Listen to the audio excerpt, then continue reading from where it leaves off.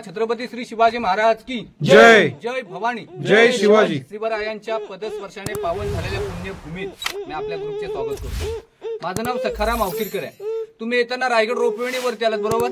ही गडाची मागची बाजू आहे आणि गडाची पुढची बाजू जिथून लोक गडावरती पायी येतात ती गडाची पुढची बाजू आहे.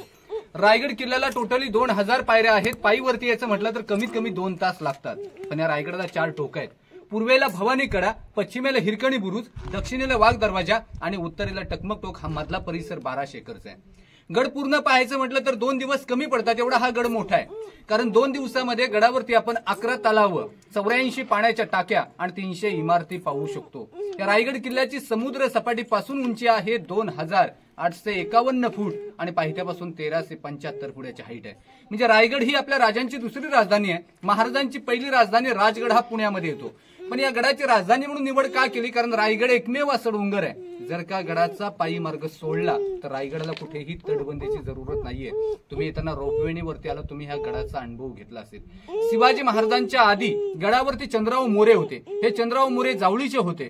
जावळीचं खोरं म्हणजे रायगडाच्या दक्षिणेपासून प्रतापगडाच्या पायथ्यापर्यंत पूर्ण जावळीचं खोरं लागतं. या जावळीच्या खोऱ्याचं त्या काळामध्ये वर्णन केलं जात होतं की दिवसा सूर्याचं किरण जमिनीवरती पोहोचू शकत नाही इतकं घनदाट जंगल होतं.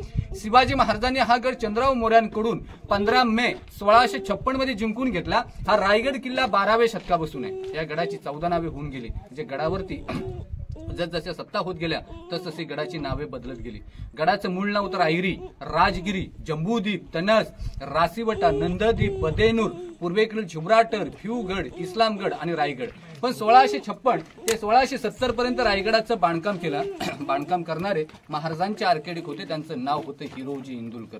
त्या रायगडाचं बांधकाम चालू असताना शिवाजी महाराज रायगडावरती नव्हते. रायगडाच्या बांधकामासाठी पैसा नव्हता. मग हिरोजीने काय केलं? स्वतःचा वाडा जमीन विकलं. रायगडावरती आले, एका झोपडीमध्ये राहिले आणि वाडा जमीन विकून जो काय पैसा मिळाला होता त्यामध्ये गडाचं बांधकाम केलं. अशी महाराजांना लोक मिळाली होती म्हणून हिंदवी स्वराज्य उभं राहिलं.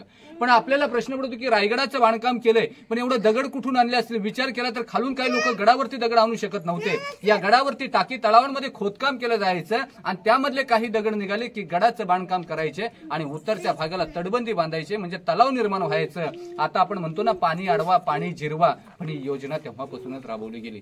बांधकामामध्ये आता आपण सिमेंट आणि रेती वापरतो. महाराजांच्या काळामध्ये सीस, चुना आणि गुळ वापरायचे, त्यामुळे एवढं बांधकाम मजबूत आहे. हिरोजी इंदुलकरांनी जेवढं गडाचं बांधकाम केलंय त्याची त्यांनी गॅरंटी दिली की यावत चंद्र दिवा करो विलस समज मृजे बहते. आकाशामध्ये जोपर्यंत चंद्र आणि सूर्य आहे तोपर्यंत हे बांधकाम अबाधित राहील. पण जेवढा गड पाहणार आपण पूर्ण उद्ध्वस्त पाहणार. जर का विचार केला तर आपल्या महाराष्ट्रामध्ये गड किल्ले तुटलेले आहेत, राजस्थानमध्ये चांगले आहेत. इंग्रजांचा हेतू होता त्यांना मराठ्यांचा इतिहास नष्ट करायचा होता. मराठ्यांची ताकद ही मराठ्यांच्या इतिहासावर आहे. म्हणजे इतिहास नष्ट केला तर मराठी शरण येतील. पण याच्यावरती एक म्हण आहे की अंधाराला घाबरत नाही, आबालाची साथ आहे, मोडेल पण वाकणार नाही, ही मराठ्याची जात आहे. म्हणून प्रख्यात्रे करईच्या पानामध्ये लिहून ठेवतात की बाकी सर्वांना भूगोल आहे पण माझ्या महाराष्ट्राला इतिहास आहे. म्हणून 10 मे 1818 रायगडावरती इंग्रजांचे 2 अधिकारी आले. Colonel Porter, major Hall. त्यांनी गडावरती तोफांचा मारा केला. पहिल्यांदा त्यांनी गडाचं दारू कोठार उद्ध्वस्त केलं. नंतर त्याने हा गड उद्ध्वस्त केला. इतिहासाच्या नोंदणीप्रमाणे गड 11 दिवस जलत होता. लाकडी छत होतं, पूर्णपणे जळून गेलं. त्यानुसार तुटलेले अवशेष आता आपण पाहणार आहोत. टोटली आपल्या महाराष्ट्रामध्ये महाराजांचे 360 किल्ले होते. राजांना फक्त 2च गड जिंकता नाही आले. एक संभाजीनगरमध्ये देवगिरी किल्ला आणि दुसरा मुरुड जंजिरा. पण मुरुड जंजिरा किल्ला घेण्यासाठी संभाजी महाराज गेले होते. जवळपास संभाजी महाराजांनी मुरुड जंजिरा किल्ला जिंकलाच होता. कारण त्यावेळी मुरुड जंजिरा किल्ला हा सिद्धीच्या ताब्यामध्ये होता आणि सिद्धीने औरंगजेबाची मदत मागितली. मग औरंगजेबाने बाकीच्या गड किल्ल्यांवरती आक्रमण करायची सुरुवात केली. त्यामुळे संभाजी महाराजांना तो किल्ला सोडून दुसऱ्या किल्ल्यांवरती जावं लागलं. पण जर का तुम्ही कधी मुरुड जंजिराला गेलात तर त्याच्या बाजूला किल्ला आहे पद्मदुर्ग. स्वतः संभाजी महाराजांनी बांधला होता. संभाजी महाराजांचा इतिहास खूप मोठा आहे. कारण संभाजी महाराजांनी सतत 9 वर्ष लढाई केली होती. एकही लढाई हरले नव्हते. 42 दिवस ते मरणाशी झुंजत होते. म्हणजे जगावं तर शिवबासारखं आणि मरावं तर संभासारखं. म्हणून औरंगजेब बोलतो की उस शिवा ने एक संभा को जन्म दिया वैसे एक संभा हमारे घर में पैदा होता तो मैं पूरे हिंदुस्तान पे राज करता. औरंगजेबाची 3 पोरं होती पण संभाजी राजांनी इतकी शूर पराक्रमी नव्हती. साहेब या रायगडाच्या 4ही बाजूला सह्याद्री पर्वत आहेत. पण गडाला कोणताही सह्याद्री पर्वत किंवा डोंगर याला कनेक्टेड नाहीये, जोडलेला. म्हणजे गुलाबाचं फुल एका कळीमधून उगम पावता. हा रायगड एका खडकापासून बनलाय. जर का आपण खालून पाहिलं तर फक्त वरती डोंगर दिसतो पण गडावरती आल्यानंतर समजतं की रायगडावरती 1200 एकरचं पठार आहे. कारण रायगड किल्ल्यावरून आपण 8 किल्ले पाहू शकतो, पण वातावरण क्लिअर पाहिजे. इथून तोरणा, राजगड, प्रतापगड, महाबलेश्वर, मकरंदगड, सोनगड, मानगड आणि लिंगाणा दिसतो. आता सध्या ढगाळ वातावरण, धुक्क आहे. जर का तुम्ही जानेवारीच्या नंतर आला तर अगदी व्यवस्थित किल्ले पाहता येतात. पण आपण येताना ज्या गेट मधून आतमध्ये आलो, या दरवाजाला मेणा दरवाजा असं म्हणतात. कारण महाराजांच्या काळामध्ये मेणा आणि पालखी असे 2 प्रकार होते. म्हणजे मेणा हा स्त्रियांसाठी होता, पालखी ही पुरुषांसाठी होती. पण छत्रपती शिवरायांच्या एकूण 8 राण्या होत्या. महाराजांनी 8 राण्या का केल्या होत्या? राजांना स्वराज्य स्थापन करायचं होतं. म्हणजे जेणेकरून महाराजांनी 8 गावामध्ये जरी लग्न केलं तर 8 गावातली लोक स्वराज्यामध्ये सामील होतील आणि स्वराज्य वाढेल, या हेतूने महाराजांनी 8 राण्या केल्या होत्या.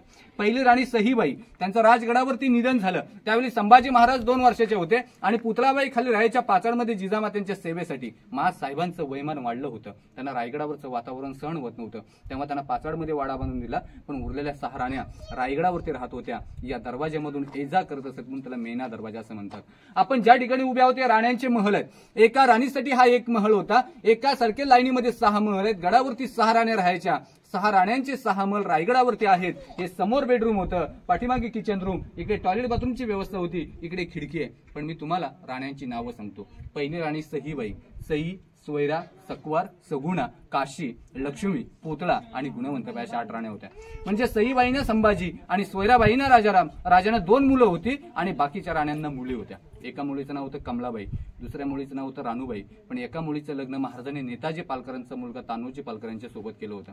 कारण ज्यावेळी नेताजी पालकर मोगलांकडून सुटून आले त्यावेळी त्यांचं रायगडावरतीच धर्मांतर केलं.